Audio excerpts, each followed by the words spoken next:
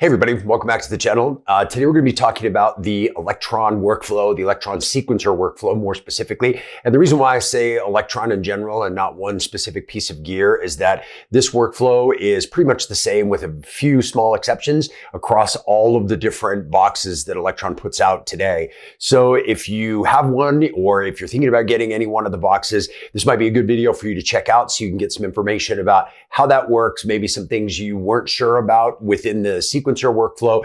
We're going to try to cover a whole bunch of it today. It's not going to be every single thing that every part of the sequencer can do because that would be a 10-hour long masterclass instead of a little video, but we'll cover the main points, the important parts, and we'll cover a little bit later on in the video, specifically the Analog Rytm and the 1.7 firmware update that just came out and some of the differences about that. They added a new Euclidean sequencer and we'll talk a little bit about what that is, how it works, and how this Euclidean sequencer is different from a lot of other Euclidean sequencers, and some cool tips and tricks and ways to use that one in particular. This isn't going to be a huge sound design one or synth or sampling or anything like that. We're just going to talk about sequencers today because after all, Elektron in general is a sequencer company. I mean, that's what they do. That's what they're really great at and what they specialize in. And they attach those sequencers to different things. But across all of those, the one common thing is at the core of everything that Elektron does is their sequencer. Now they do a few other things like effects and things like that, but the core of all of their main machines is really their sequencer. And that's the workflow that we're going to talk about today. And that's what really makes them unique. Now, what's unique about their sequencer compared to a lot of other sequencers? Well, in a word, what makes them really great is control. One of the things that really makes the Elektron sequencers great is the fact that they do have these kind of onboard, whether it's a synth engine, sample engine, an onboard engine for generating sound. And they aren't just a sequencer for sequencing other gear. Although they can sequence other gear, that's not really where they shine. There's some other sequencers that may even do a better job than they do at that. But where they really shine is sequencing their own internal sound sources. And I'll show you a little about why right now. All right, so now let's get into the sequencer. So we have the Elektron Analog Rytm here, which is their kind of flagship drum machine, but it has the Elektron sequencer. Now, before we get started, just to let you know, this sequencer, like I said, is the same on the other boxes, even though the other boxes may look differently. So if you have a Syntact, like this one right here, you've got 2 rows of 8, which adds up to 16 buttons here. And right here, you've got them right next to each other. You've got 8 and 8. So it's still the same 16 buttons. You've got the screen and the screen. You've got 8 knobs here, 8 knobs here. And so generally the workflow is really similar. This function button is kind of key on all of the instruments. And then you have track, you have pattern, you have the ability to do banks here. These are the banks here. So you've really got all of the same types of pieces and parts within each one of the machines. So the workflow really does apply no matter which one of the machines that you're working on. So to get things started, each one of these buttons is a step in a pattern. So on the face here, you've got 16 steps, which is basically the length of one of the patterns, and then you can move pages out by adding on, so you can do all the way up to 64 steps. But we're going to stick with 16 steps for today, just because it makes things easier so you can really see everything that's going on all at once. Now, you'll notice that things are broken up a little bit here. So about every 4 steps, you've got one that's got a little square around it. And that's just to help you mark time. So if you think of these as 16th notes all the way across here, you've got 16 of those. And every 4 16th notes there, you've got a quarter note. So that's going to give you what would traditionally be called a 4/4 or a 4 on the floor beat. So if we were to listen to this just right now, right? So that gives you your very even pattern. Now, each one of these little buttons here on an Elektron sequencer is called a trigger or a trig. You'll hear trig a ton when people are talking about Elektron sequencers, because there are lots of different types of trigs, meaning lots of different types of triggers that you can put on any one of these steps. So Triggers can be just a normal trigger, like the ones that we just put in, right? So we've got 4 normal triggers there. Or they can have things called probability or conditions. So if you go into the trigger menu here, and take a step back, before we get started here, the way the menu system works is really simple. Each one of these buttons takes you to a different part. So you've got the trigger, the source, the sample, filter, amp, and LFO, right? Some of them have a second layer, which we'll talk about in a minute, but most of them are just kind of what you see is what you get. On each one of the pages, so if we hit the trigger one here, you'll notice that there's 8 parameters. There's 2 rows of 4, and those correspond to these 2 rows of 4 right next to it. So this first one right here, which is the note, you'll see it's a C3. If you want to change the note, we're just going to move that one. And you see how that changes the note, right? If you want to change the velocity, you can move this. That changes the velocity of all of the triggers if we're not putting anything on it. So it's kind of an overall view. You can change the length. So if you want them to be different lengths of notes, you can then have different controls over those down here, which we won't talk about at this point, but just to let you know, those are different controls over each individual trigger. Then what you have right here in the end, this is kind of the most, interesting one on this page. This is where you find your probability and your conditions. Now, this can be a global thing. So if I don't touch any of the triggers and I change this, I can change the probability. So let's say we put this at 60%. That means that each time a trigger is passed by the sequencer, there's a 60% chance that it will play. And so if we were to play this now,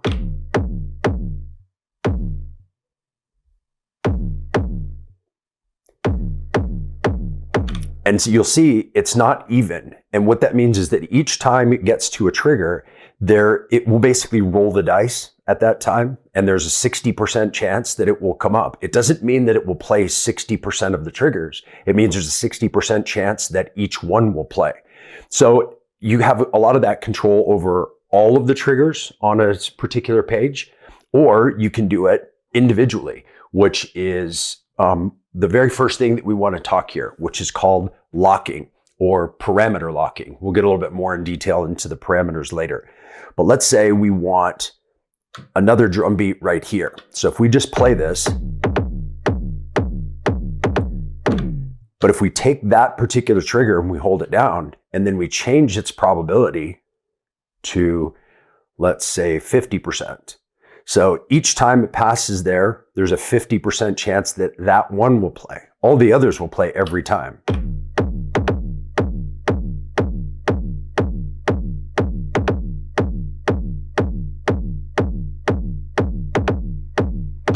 Right? And that can be changed to any percentage that you want to change it to. If you've changed something, you'll see that there's a white square around it in the screen. That means that there's something locked to that trigger. See, if I push on this one, there's nothing there because there's nothing locked to this.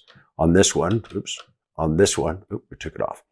On this one, there's something locked. That's why it has that square around it. Now, if you want to take off a lock and you've got something locked here, right? And you want to take off that lock, all you have to do is press down on the button and it takes it back to its normal state. So it gives you the opportunity to add probability to every single thing. So if we were to put a trigger on every single step all along here, and we were to bring that probability down to say 10%, that means there's a 10% chance on every single one of these that they'll play. But it's a 10% chance, so you don't know, it won't be 10% of the triggers. So let's see what that sounds like.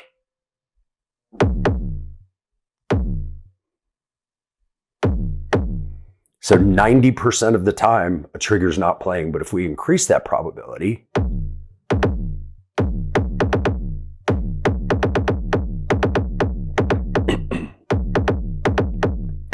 and then up to 75%.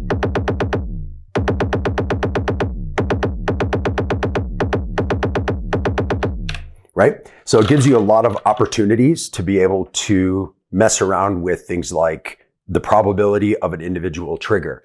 Now, there's another thing that's really interesting with this same thing. So if you turn it to the left, you get probability. If you turn it to the right, you get what's called conditions, right? So let's say let's just put our kick back in here like normal. And then let's move to the clap, which is this guy right here, right?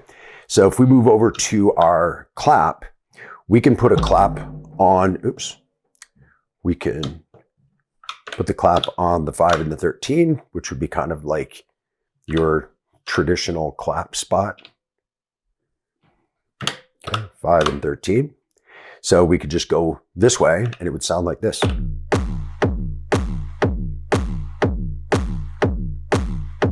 Right?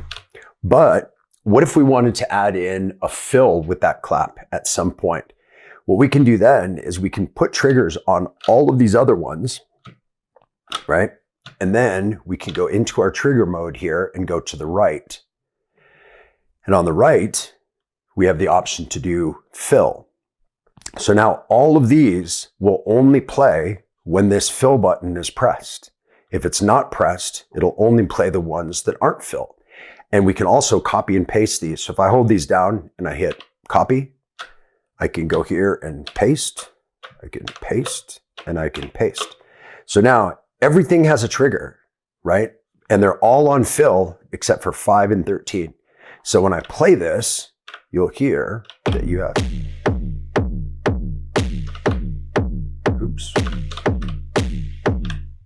right? So you've got them on, but not on any of the others. But if I press the fill button down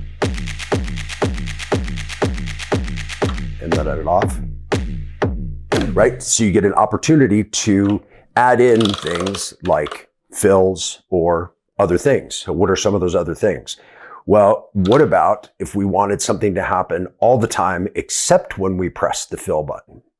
Okay. So again, we're going to turn this to the right and let's put this one here.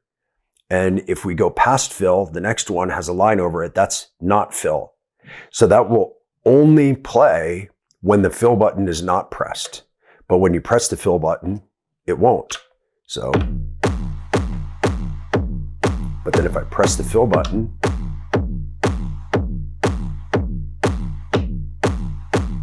right? So it gives you a lot of opportunities, again, to be able to do things. Now, there's other kinds of probabilities that we can do. So there's fill and not fill. There's some that are more complicated. We're not going to go too in depth in those right now, but basically you have pre and not pre. What that means is if the previous trigger happens, then this one happens. If the previous trigger doesn't happen, then this doesn't happen. So what you might want to do is you might want to put a sequence of things and then have the first one have probability. And maybe that happens only every 50% of the time. But every time it happens, anything with pre will happen after that. Same thing, not pre. So if the one before happens, this one doesn't happen. And then neighbor is on the neighboring track. So if the last step on the track next to it, so we're on track 2 right now, if the last step on track 1 played, then this would play. Or if the last step on track 1 played, this would not play, right? Then we have some possibilities of doing this on the number of times through, because we're going to do a pattern that repeats, that loops here. So first means that this will only happen the very first time a pattern plays, and then every other time it won't happen. Not first means it won't happen the first time, but it'll happen every other time. 1 of 2 means it'll happen the first time out of every 2. So 1, then the next time it won't, and then the third time it will, and then the fourth time it won't. And the same thing all the way down. 1 of 3, 2 of 3, 1 of 4, 3 of 4. You can set this up any way you want on any of these probabilities. You can have something happen on the 8th time through of 8 only. On the first 7 times through, it won't play, but on the 8th time it will. And what's interesting about all of these different things is that that gives us the opportunity to take this little 16-step sequence here and make it way more interesting and way longer, or seeming way longer than 16 steps. Because if we add in a whole bunch of steps here, right, but we put, let's say, 87% probability on these, we make this one happen the first time of 3. This one happened the third time of 4. Then when we play this, take a listen.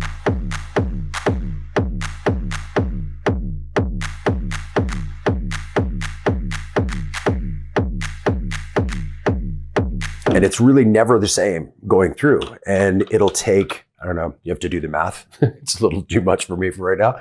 But if you do the math, it'll tell you how many times through it would take before that ever comes back around again.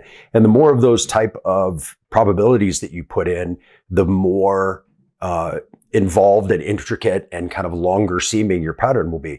Now, all of this stuff works, these probabilities all work, even when you're sequencing outside gear. So if we have MIDI coming out of this and I'm sequencing another synthesizer, I can still use these probabilities and these conditions with other things, which is tons of fun. But they're, where these machines really shine is when we're sequencing the internal voices of these. So any parameter that's on any of these pages that can be controlled with these knobs, any parameter can be locked to any individual step. So for example, if we had our clap going along here, right? And we wanted to have another clap here in the middle, but have it be with a whole bunch of delay on it. Or maybe with a whole bunch of reverb too. Or maybe we wanted it to change the tuning.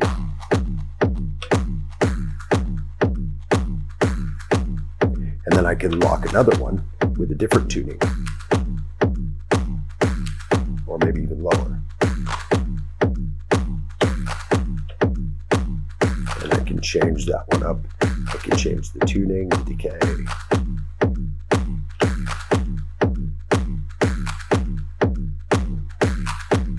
Add bit reduction.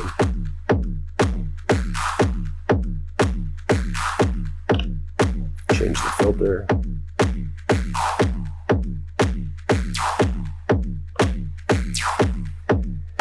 So you see, you can add all of those parameter locks to any individual step that you want for any parameter that's inside the synth engine. Now that's a percussive one, but just imagine how interesting that gets. We'll show this a little later, but how interesting that gets when you're doing things that are more melodic. You can change tunings, you can write in melodies, you can change the sound, you can have things open up over time, you can have all sorts of things change and be locked to each individual step.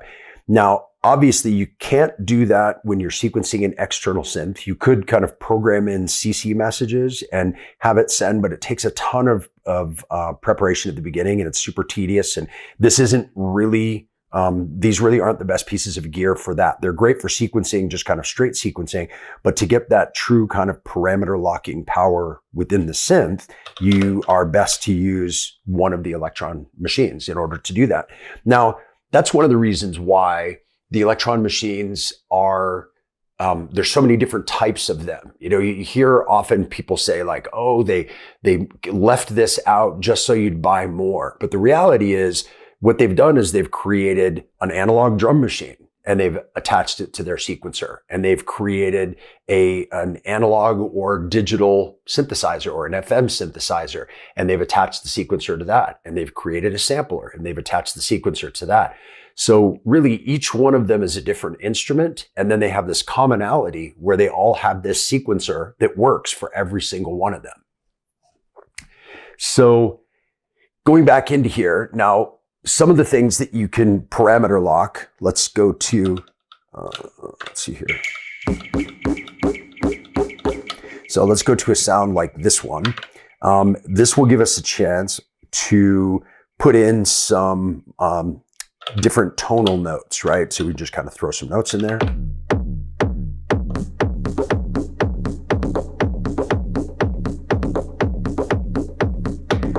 But if we want to lock these,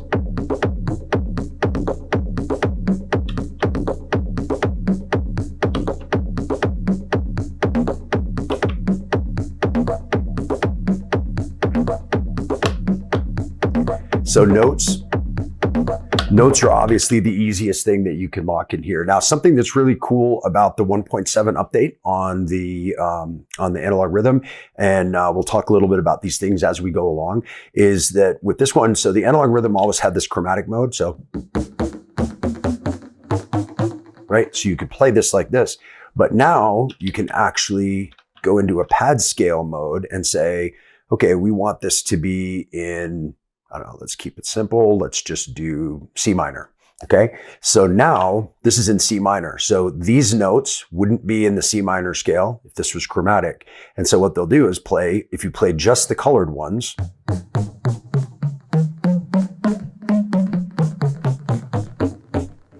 right? So that gets you your minor scale. What happens if you play one of these? It just plays the next note.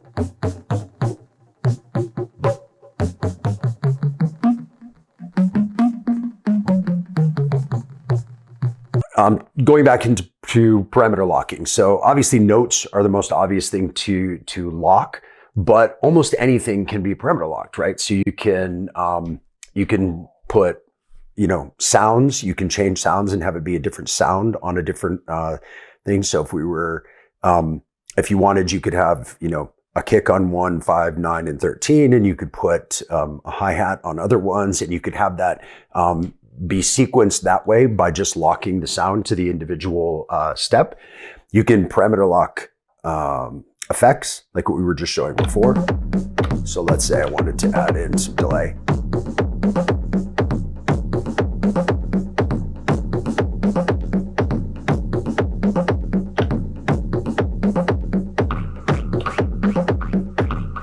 So I moved the filter and added delay and reverb just to this one. Just to that step. So all of that delay and reverb is all coming from that one step.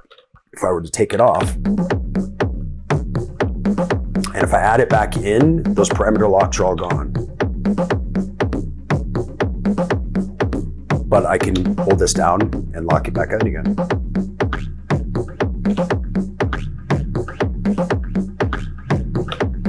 Right? So as you can see, you can lock really anything. You can lock sound design parameters like filter or envelopes or anything to do with the sound generator itself or any of that stuff. So tons and tons of flexibility here that can be locked using the parameter locks. Now, there's an interesting thing as well, which is called a trigless trig, which sounds kind of odd, but if you hold down function and you press a trigger, you'll see a yellow one shows up instead of the regular red one. What's interesting about these ones is that this is kind of a placeholder trig that you can lock things to. So if I was to, if I wanted to add in, let's say, a whole bunch of reverb and a whole bunch of delay and overdrive, I can do that. And at that step, it will add those things to the engine, but it won't, to the sound engine, but it won't re-trigger the sound. So each one of these has a note that hits, and then all of those parameters are locked to that note hitting. But a trigless trig means a trig, the button, that is not triggered. That's why it's called trigless. It's a triggerless trigger. So it's not triggering the sound. All it is a placeholder for different things. So if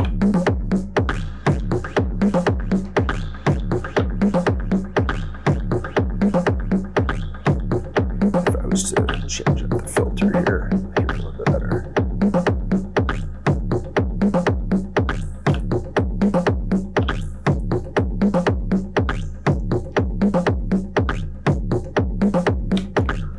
So it works really handy. For example, let's say you've got a really long sound and you wanted to have something change in that sound over time without re-triggering it. You can do that using triggerless trigs.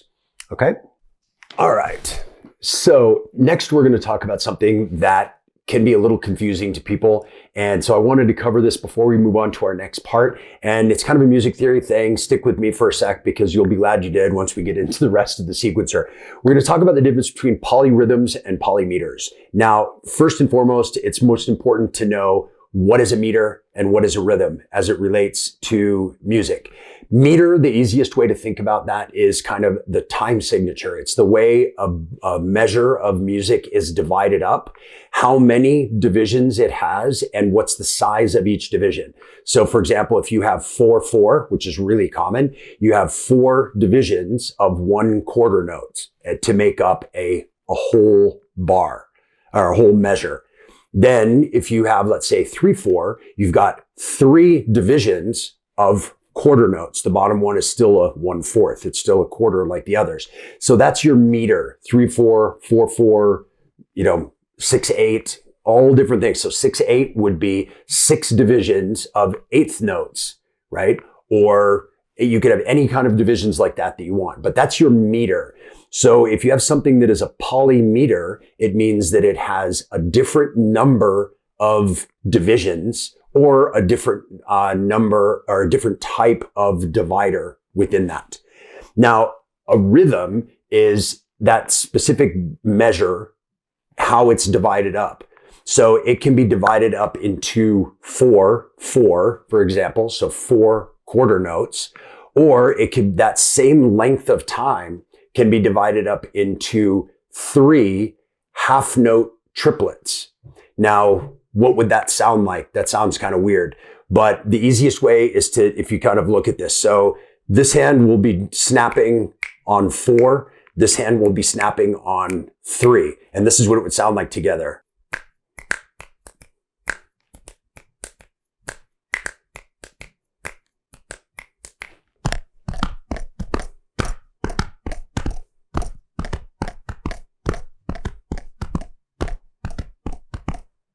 All right. Anyway, different ways to hear the same rhythm, different rhythms in the same amount of space. That's a polyrhythm. Whereas different meters, meaning the different length of time and the dividers between those, are polymeters. Now, poly just means many. So polygon is a shape that has many sides, right? So a polymeter is something that has many or more than one meter. Polyrhythm is something that has many or more than one rhythms. So let's take a look at that in the context of a sequencer. Now, electron sequencers can do both polyrhythms and polymeters, but they really excel at polymeters. So to give you an idea what a polymeter would look like, let's go to, let's just take this. Yeah, let's just go back to this one again. Just take all these off. So if we've got 1 4/4 meter here, 2, 3, 4, 1, 2, 3, 4. So that's recurring once every 4. But if we put this onto a different meter, meaning let's change up the length of that. So it's, instead of being 16 steps or 4 beats, let's reduce that down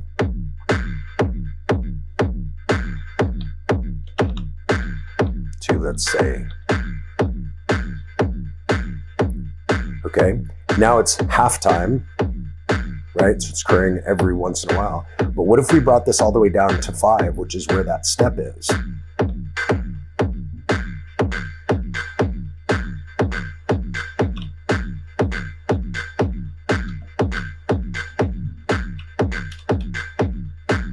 See, this one's repeating every 5/16 notes, where the other one's repeating, it's got 4 beats on 16th notes. So the pattern is 16 steps long.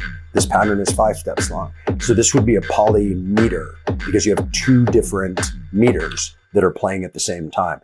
Now, you can use this in all kinds of cool ways in your music. Now, if you were to say, let's say we made this 12 steps long, 12 and 16 are both even numbers, and they have even multiplier. I can't remember what it is. 32, 48.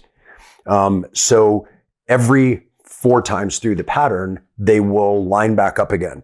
So if we were to do that 1 on 16, right? So this one was on 16, but this one we put on 12 steps, right? Then they would get slowly out of phase and come slowly back into phase.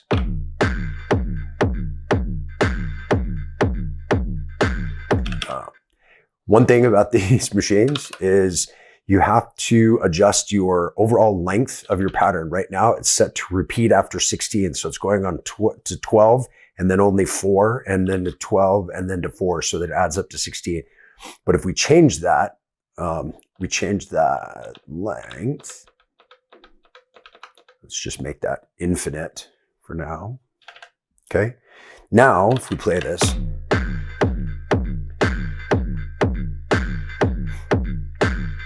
and if we add some other steps to this,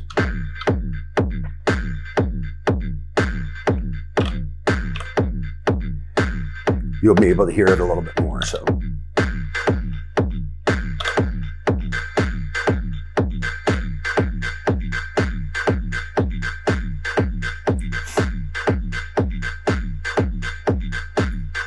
So you'll see it goes out of sync and then they'll come back into sync just for one time through and then they go back out of sync again.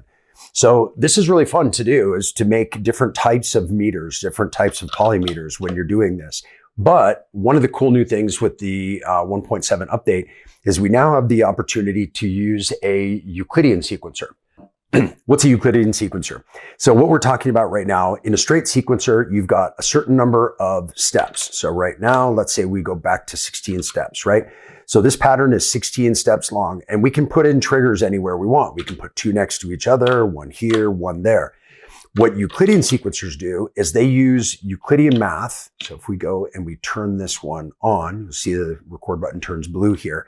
Now we've got a pattern length, which is 16, which we're able to change, which I'll show you in just a little bit.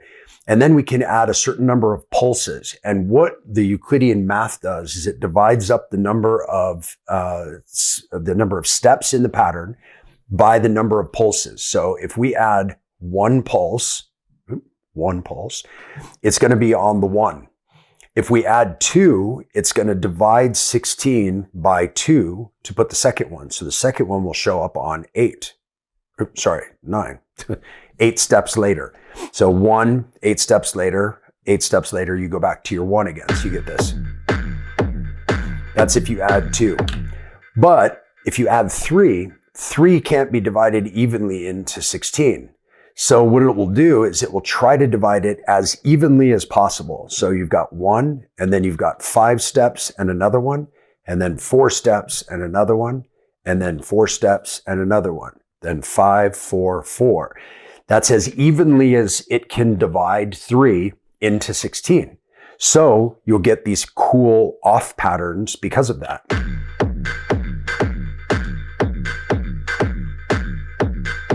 Okay. Now, what happens when we change the pattern length and we start to do that polymeter that we were talking about before? What if we move this down to, let's say, 12? All right, well, with 12 steps, we still have 3 pulses, and you notice they moved. Watch as I move this when I move this to 16, they go back where they were before. And then as we move down to 12, the reason they move is because it's still dividing 3 into whatever the length is. So 3 divides evenly into 12. So you've got 1, 3 spaces, 1, 3 spaces, 1, 3 spaces. There's 12, and that's when it repeats. So this will sound like this, right? So it sounds kind of like our evenly spaced out 16th notes. But what happens when we do a number that can't be divided into 12? Let's say 5, right? Because 4 can, right? 4, 1, 2 spaces. So 1, 2 spaces, 1, 2 spaces. So that's an even one, 3 and 4, obviously. But what about 5? So now you have 1, 2 spaces, 1 space, 2 spaces, 1 space, 1 space, 2 spaces. That's as evenly as the math can divide out into 12. So listen how that changes up the rhythm. I'll start with 4. So you can hear that it's even. And then we go to 5.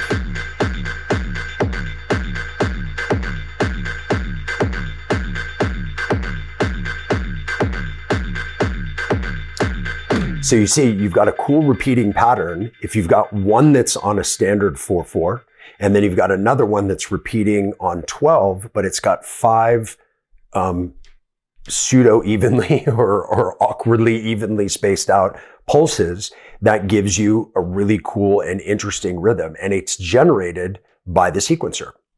Now, There's some interesting things about this particular Euclidean sequencer compared with some others. Now, we're in a Euclidean mode right now, which you get into by pressing trigger the second time, and then you've got a switch over here to turn it off and on. So if you turn it off, you see we have a blank sequencer again. And if you turn it on, our Euclidean steps are back on.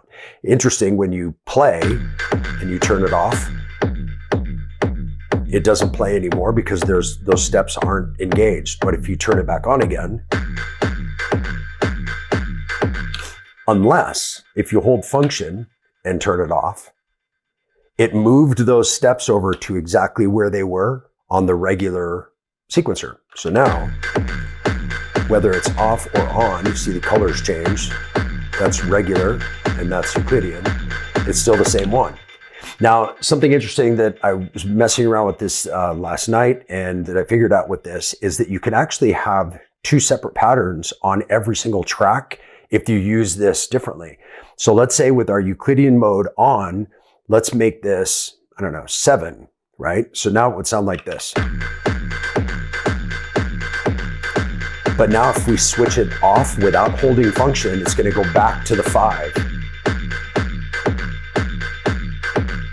And then turn it on, it'll go back to the 7. And off, back to the 5. So it's a cool way that you can start to use this in performance if you chose to, which is pretty cool. Or you can have different options. And if, let's say you like the 7 better, when you're on that, you just hold function and switch it off. And now you've got the 7 on your regular one again, which is great. Now, there's some kind of tips and tricks for using Euclidean sequencers. One of my favorite is to try to use odds and evens together, or at least things that can't be divided. So that gives you some really interesting patterns, where if you use just normal standards, you divide 12 by 3, it's not very interesting, right? But if you divide 12 by 5, right, it becomes a lot more interesting. And the same thing, let's say you've got an uneven number, like let's say you've got 15. Well, if you divide 15 by 5, it's not super interesting. Still more interesting than just straight 4-4. But what if you divided this by 6?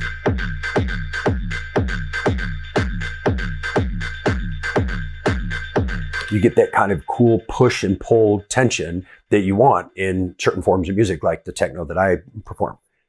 So that's one of my favorite tips that I like to look at, is try to use things that don't divide evenly. And that'll give you your much more interesting patterns as you're doing this. And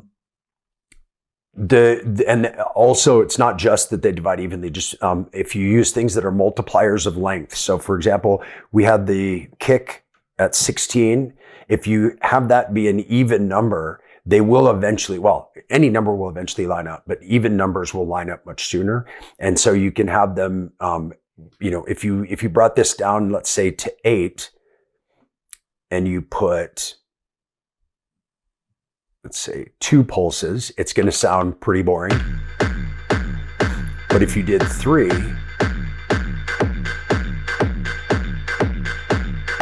but you hear how it repeats each time, because it's something that can be divided. So 8 is half of 16, but you're still getting some interesting patterns. What if we did this on 5? So you're still getting it to repeat every 8. So that means twice per 16. And that's another thing that can make it sound more, more resolved rather than more dissonant or more tense. Okay. Now, something that is also interesting about the Euclidean sequencer, let's go back to our 12 here. So if we change this over and we put our 5 out of 12 steps into the regular sequencer, and we decide we can parameter lock in this, and we can also parameter lock on the other side, and they work together, it can be really interesting to do it that way. So let's say, for example, we're in our regular, and we want to change the tuning of this one.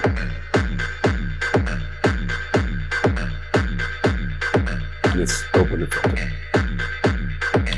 So you see on the 6, it's doing that. Now let's change back over to our Euclidean. Okay, it's not working on this one, but if we do it this way, and we change it up here,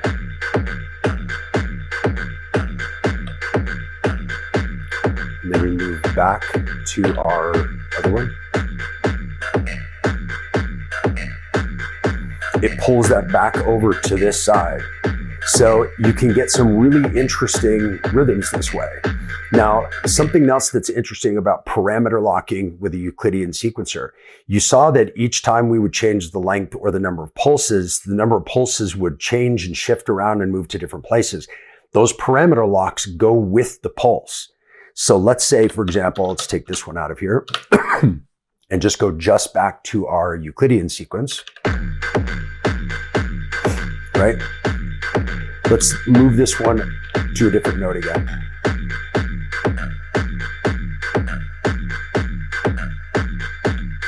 Let's change it.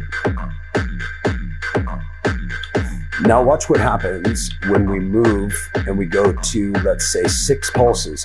It's on the 3rd pulse of the group. But if we go to 6, it's still on the 3rd pulse. Sorry, that's 7. But it's still on the 3rd one. Let's say we went all the way down to 3. Now it's over here, but it's still on the 3rd one of the pattern. So if we were to change any of these other ones around,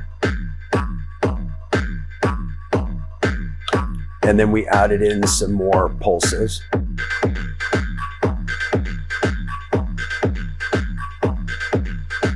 it gives us the opportunity to mess around with some interesting rhythms. Now, if you remember, in our chromatic mode, we are in C minor. So any of those pulses that we add now are in C minor. And when we move them around in that pattern, they're still moving around, still in C minor. So a ton of great ways to improvise really quickly using the Euclidean sequencer. Now, there's something else that's pretty cool about this particular Euclidean sequencer. So this has 2 Euclidean sequencers in one. So you have pulse 1 and pulse 2.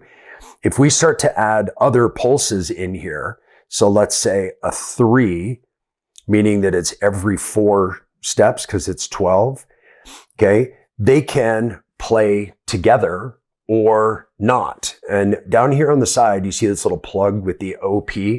This is something it's called a Boolean operator. A lot of math today, sorry about that. But this is a Boolean operator. So you've got different possibilities. If we do the OR, that means that all trigs from both of the 2 generators will play. So it'll sound like this.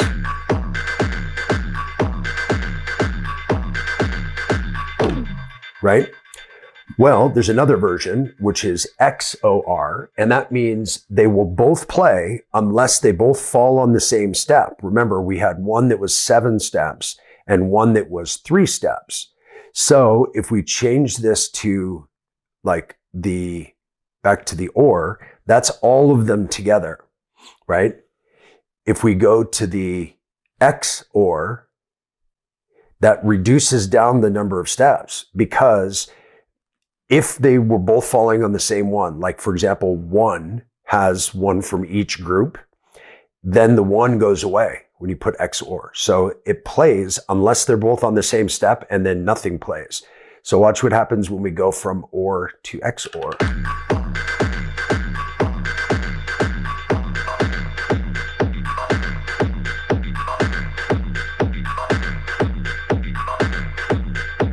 Right? Then we have other versions of this, right? So that's XOR.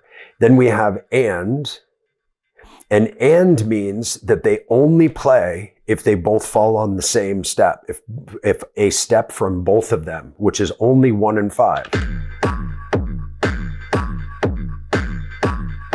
Right? Then the final one is sub, right? Which is generator 1, which is the 7 pulses that we were going to have, plays unless 1 and 2 both fall on the same space, then it will play 2 instead.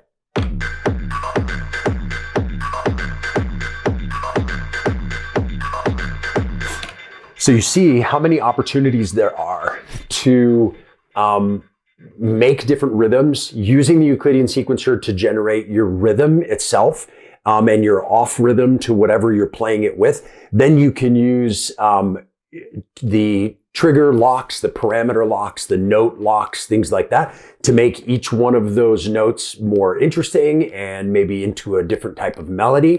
Using the chromatic mode and the scale mode, you can do all of those note locks in key, which gives you a Euclidean sequence that's generated by the sequencer in a key that you've decided because you've locked it to individual notes, but then those can move around and it can change your melodies. And then you can add in the Boolean logic, meaning that you've got a second one, and it, depending on how they overlap, it will determine which one of those steps will play. So there's a ton of ways for random generation or pseudo-random generation, because you know the length and you know how many pulses it's going to be. So it's not truly random. And you know that it's going to be in a key. So it's not truly random, but it's also not something that you've sat down and said, okay, the third note is going to be a C, then the fifth note is going to be an A sharp, or it's going to be an A. Then you haven't sat down and done it like that. So you're really having a conversation with the machine. So you're putting some things in, the machine is giving you some things back, and then you're moving them around using different options. And if you like something, you can hold function, switch it off, and that moves it over to your regular regular sequencer. Now, something else that's very cool about this is, let's say we really like this pattern. Okay, and we hold function and we turn it off. Now we've got this on our regular pattern 8, right? But if we want now, we can hold function and record, which is copy.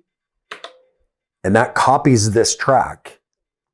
Now I can go to a different track. Let's say this one over here, and I can paste it. So that same rhythm with those same note locks is now on this track with a different voice, a different synth engine. So this was the original one. But if we take that one out and put the new one,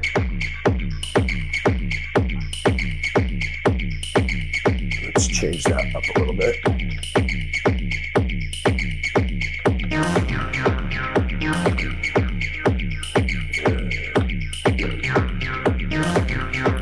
So we add in a different synth.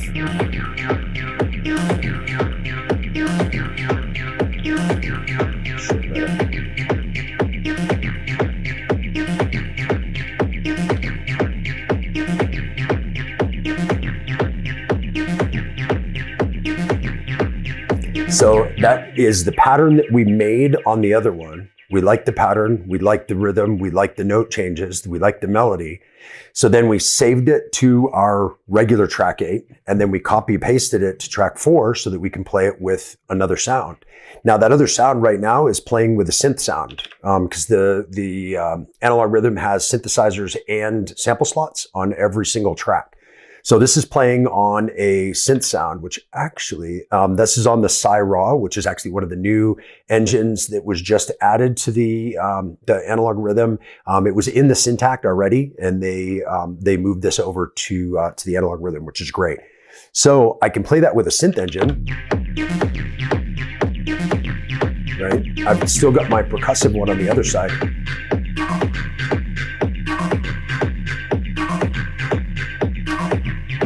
Well, let's say I had another sound that, let's say that I had another sound that I liked even more that I had as a sample. Well, I can take out the synth voice. So now it doesn't, there's no sound because there's no synth voice there. And if I go to the sample and I pick a sample slot of something that I like, let's see here. Let's try this one and see what it sounds like.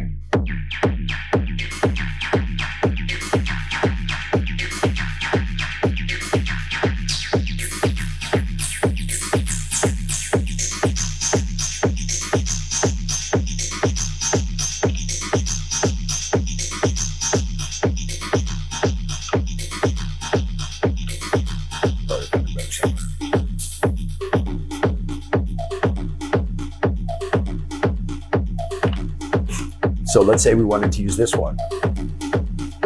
So that's a sample that's playing on that slot with the rhythm that was made in the Euclidean generator on the other track, then copied over to here.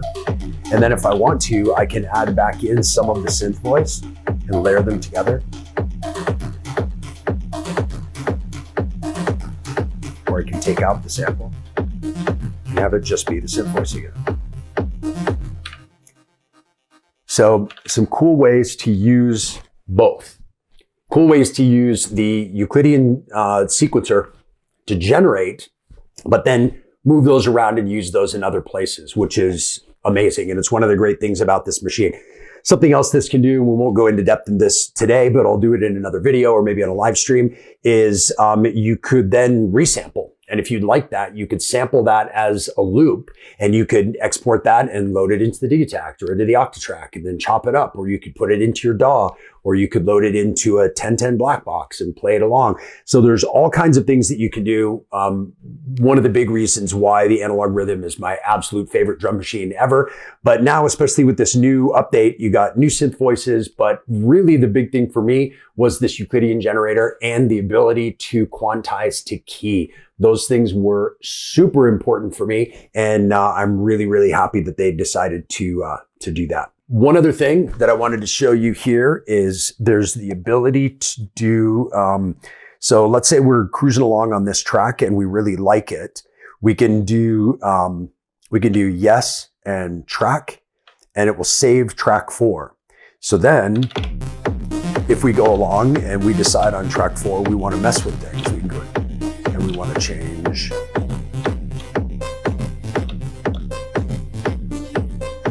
And we tried some things out and we go, ugh, I really don't like that at all. Well, I can do no and track, and that will reload it. And that takes me back to my spot.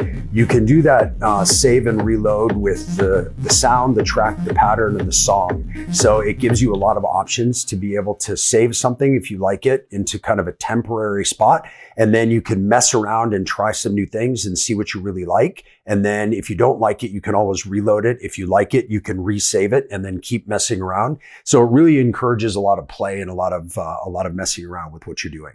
Now, just real quick, let's take a sec to show how this all kind of works together. We've been talking about individual tracks and kind of doing them just with a kick drum, but what happens when we do with other tracks? So if we want to just add in a hi-hat, for example.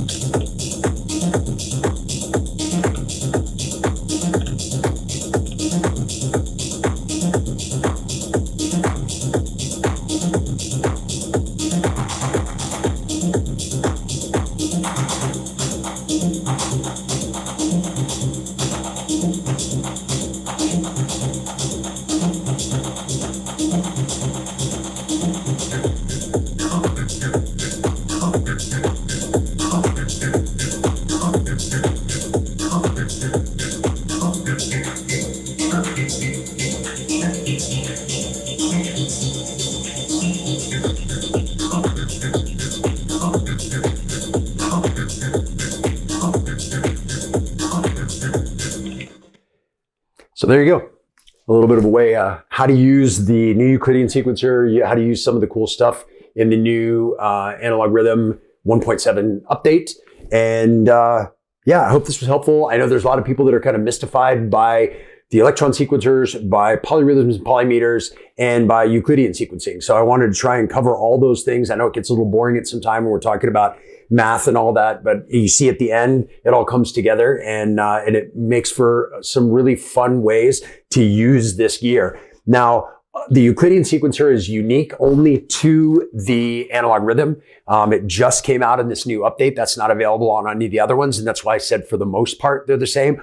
All of the other pieces and parts, the parameter locking and all of that stuff is all available on all of the different boxes. So depending on what your workflow is, depending on what you like to do, if you're super into the sound of FM synthesizers and you're thinking about getting a D-tone, well, great. You're going to have that FM synthesizer sound and this amazing sequencer workflow. And same thing, if you're into samples and you're thinking about maybe an octatrack or a D-tact or whatever, whichever is up to you, they will all have this really similar workflow as far as the sequencer goes. And again, like I said at the beginning, Elektron's really a sequencer company at the core. So that's why their sequencer is kind of in pretty much everything they do except their effects boxes.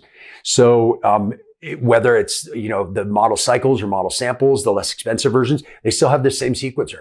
So it's pretty amazing. You can get into it and you can learn one. And then it's awesome because then if you want to move to a different type of sound generation, let's say maybe you've got a digital synth and you want to then go to an analog synth. Okay, well, maybe you want to go to the Syntact or to the Analog 4. When you get it, from the very first moment you get it, you're going to be able to use it the exact same as whatever other box you used because this workflow is all the same. So it's very, very intuitive from machine to machine. Each one of them just has different unique things that it does from a standpoint of sound generation. So that's it for today. Thanks very much. I appreciate you tuning in and checking things out on the video. If you're subscribed, awesome. If you're not, hit the subscription thing down below and comment down below if you've got any other questions or anything came up from this. And otherwise, check out the live streams that I do a lot more often than these videos. And hope to see you in the next video. Thanks very much. Take care of each other. Bye.